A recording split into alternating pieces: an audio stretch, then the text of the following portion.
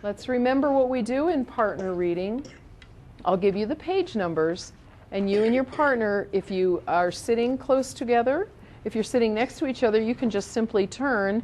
If you're sitting across from each other, you might want to sit on the floor, crisscross, face each other. Make sure your book is not covering your face so your partner can hear what you're going to say. Winter is coming and Anna needs a new coat. Anna's mother told the tailor. You just now read to me that Anna's mother told the tailor that she needs a new coat, and if he could do what she needs him to do. That's a pretty teapot. I have no money, but I will give you this porcelain teapot if you will make this coat. Make a coat out of this from this cloth. You just read to me about they're gonna make a coat out of cloth. Participating in that. Raven, did you guys underline something else? Conclusions. Excellent. After your partner has finished reading their paragraph, before you start, what do you need to do? Clarify it. Retell what they just read about. Good. Retell what they just read about. But you guys have a good point too. What else should we be doing all day? Clarifying when we need to. Leslie's grandmother, she said, putting out her hand. His mother... Was that retell and read now? What you read is that he met Leslie's grandmother. It was a lady who talked about Paladin. I do not know what that means. Clarify. I'm just thinking of it. Okay,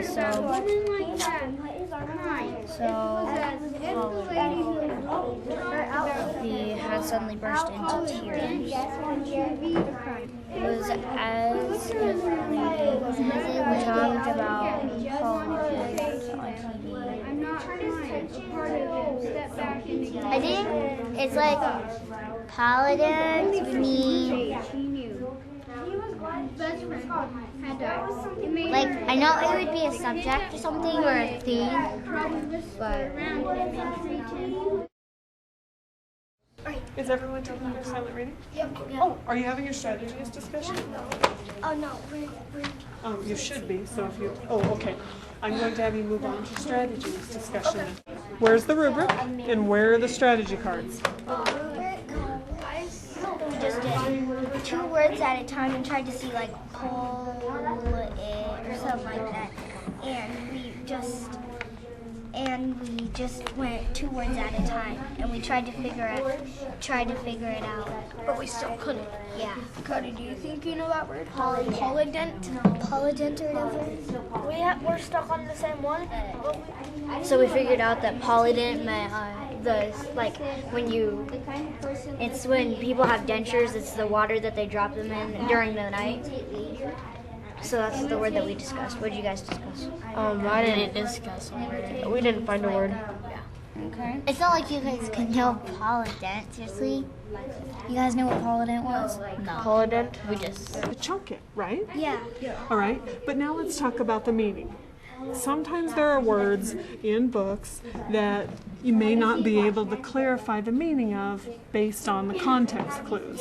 And this is one of those, because polydent is a product. Do you see that it's capitalized? Yeah. Okay, that makes it a proper noun, so it's a brand name. Pour it out to the class. Can you say that you clarified polydent? Yeah, because we broke it into syllables and we tried to find what the pronunciation was. Bingo. Make sure everybody can report that during Random Reporter. All right, we One team clarified- celebration point. Thanks for working so You know well. the word you guys got stuck on? Why And we're doing Jess number doesn't 4. like that Leslie was cremated. What clues help you draw this conclusion? Well, since his friend was cremated, he thought that she'd be gone forever, and she would, and she'd be gone forever if she was cremated. Yeah. Okay. I would agree and add because he was really good friends with her and he really wanted her to still be alive and didn't want her to be cremated. And that's what I wrote. Finally. Well, what Brendan and Dakota said is that he didn't want to believe that she was cremated because that's his best friend and he's done a lot with her. All right, do you understand the answer? Yes. Are you guys ready for Random Reporter? You should check if everyone is ready. Number 4, stand up. All right, Taylin, what did you guys clarify? We clarified imitated. We used background knowledge from earlier in the book, and it means copied. Will you please look at the clarifying rubric on the back of your team folder and decide as a team what score Taylin just earned for the Chupacabras?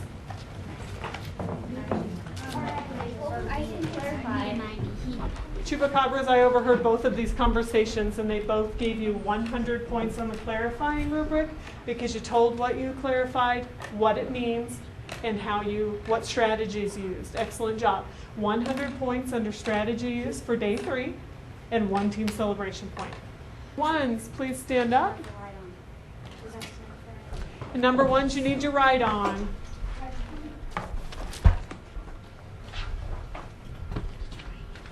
What conclusion can you draw about why Jess didn't like that Leslie was cremated?